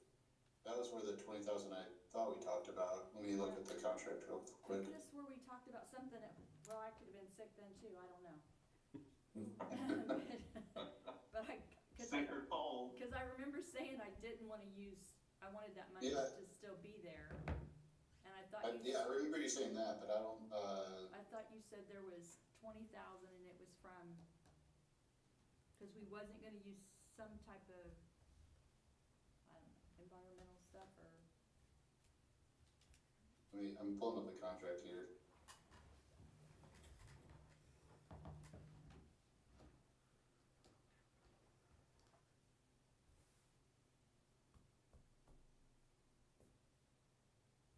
Alright, here.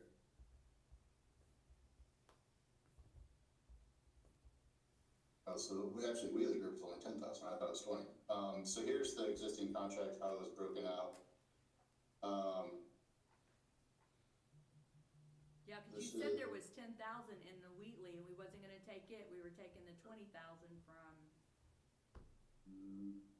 something else. Something else?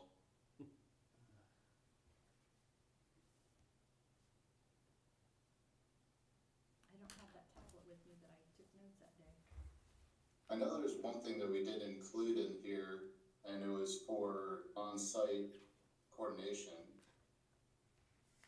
that the, United was gonna do, that you elected not to do at this time. Was that That was 20,000? That was for 57,000.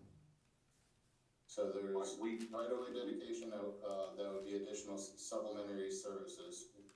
Would be 13,200 for right-of-way dedication, and then on-site construction observation was 57,000. Those are supplemental services, if you wanted to move forward with those. And we can decide that. I think we probably do want those, and Debbie, I think we all talked about that. They just didn't make it into the first sub-grant, because we didn't need it at the time. We need that when the work's being done, right, Matt? Which one? The on-site construction Yeah, observation? the on-site construction observation, that's when the work's being done. That's when a person's out there part-time is what this is, not full-time, to observe construction for the Highway 56 construction portion of it. And we can get United in front and talk through what that is a little bit more detail. The right-of-way dedication was obviously for any dedication for what we talked about from the property owners and Hanover College. Yep. I don't remember talking about environmental. I don't think that was I don't ever in. remember, I know it was something, cause you said it was 20,000 and there was 10,000 still for the Wheatley people.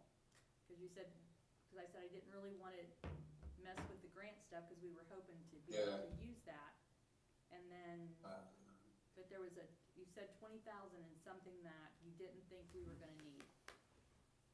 But Chip, either way, We gotta do it, we gotta do it. yeah. So can we go ahead and approve it and then you guys figure it figure out where to take the money? Yeah, yeah, I mean, it's, if this is the cost, this Right. is the cost. I agree, but I'm curious now, I thought if there was a place to pull it from someplace else in the budget, that would be wonderful. If we don't need it someplace else in the budget, but it's looking like that's not the case. Well, if Wheatley Group only has 10,000, that's not enough, you gotta come up with another 10 somewhere else. Oh, yeah, no, I mean, it's, you know,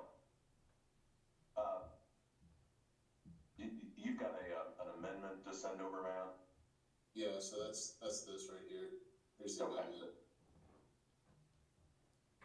I think if you all want to vote on that as a town council, I don't know that you're gonna find anything else by looking at the budget, Matt. If the town council wants to vote on that, I think the vote would be to request an amendment to the sub-grant to increase the sub-grant by $19,200. Does that sound right? You're asking me? No, sorry, I'm asking the town council, Debbie. Well, Yeah. and if you guys My bad. need to think about it, we're meeting again tomorrow at 5. Oh, that's right, that's right. I mean, we could, even though it's not Yeah, subject you don't at have the to make a meeting, we decision can right approve now. it. Yeah, Yeah, Okay. that's Well, what. can you send the amendment request over, Matt? That would be great. Yeah, absolutely. Yeah. Okay, let's do that. Okay. Good idea. I will send that along with all the language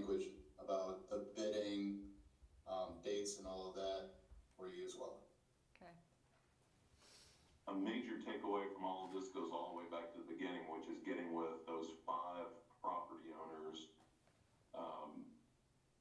and beginning a conversation with them after talking to your council, I guess, Yes. after talking to Pat. I already texted him to see when he's free, so, Super. Okay. cause we don't wanna be the holdup. The town. No. This is exciting, you all. Yep. If you're not exhausted, I think it's exciting. I think it's clear this is a priority of the town, and look where we sit. This is a lot of progress.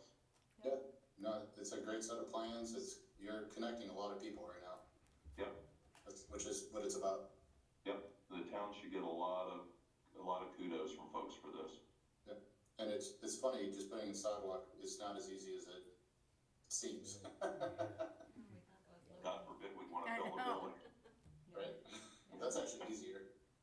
That's one property. We're dealing with a lot of properties. Yeah, you're right. That's where it gets complicated, and right away, and all this stuff, so streetscapes are very complicated. And Scott, whenever, Trina, too, when you all talk to Pat, include me and we'll bring in Willie, the college, because the college becomes, I guess, the 6th property owner, because if we need to push the right of way in there, I'll talk to Willie about that. I don't know if he has a preference one way or well, the other. I wanna talk to Pat, we'll get the procedures down, Yep. and then we'll go from there. Scott, All right. do you have anything for the group, or can we adjourn? Weren't you Yeah. gonna bring us something about an employee? I haven't talked to Oh, anybody okay, with the okay. snow and stuff. I Okay, haven't. okay. Then, All right, guys. do we have anything else, people? No. I make a motion to adjourn. I'll second. All those in favor say aye. Aye. We'll talk to you tomorrow night at 5. Great. Thanks, y'all. Thanks, Curtis. Thanks, Matt. Thank you. Bye. See y'all. See ya. Makes, my neck is killing me.